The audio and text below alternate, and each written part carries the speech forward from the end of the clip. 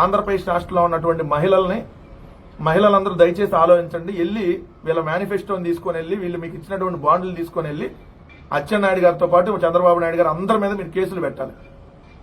ఆంధ్రప్రదేశ్ రాష్ట్రంలో ఉన్నటువంటి మహిళలు వెళ్ళి కేసులు పెట్టాలి. ఈ ప్రభుత్వంలో ఉన్నటువంటి ఎవరైతే మిమ్మల్ని మోసం చేశారో ప్రతి ఒక్కళ్ళ మీద. ఎందుకంటే మోసం చేసి హామీలు ఇచ్చి ఇప్పుడు మేము అమ్ముకోవాలి ఆంధ్రప్రదేశ్ మీకు పథకాలు ఇవ్వాలంటే, అంటే ఇప్పుడు ఆల్రెడీ ఆంధ్రప్రదేశ్ అమ్మేస్తున్నారు కదా. 99 పైసలకి ఆంధ్రప్రదేశ్ సేల్కి పెట్టారు. లుల్లుకి, ఉర్సాకి, ఉల్ఫాకి, ఆల్ఫాకి, బేటాకి వీళ్ళందరికీ పెట్టేశారు. బాబు హామీలు అమలు చేయడానికి ముందే తెలుసంట. కానీ మీరు ఇస్తామని చెప్పి మోసం చేసి ఈరోజు అధికారంలోకి వచ్చి మీ అందరి మీద కేసులు పెట్టాలి. జగన్మోహన్ రెడ్డి గారు 2 సంవత్సరాలు కోవిడ్ ఉన్న 5 సంవత్సరాల్లో 2,75,000 కోట్లు నేరుగా డీబీటీ ద్వారా ప్రజలకు అందించారు. చెప్పనటువంటి హామీలను కూడా అమలు చేశారు. మగాడి లక్షణం అంటే అది. మీరున్నారు.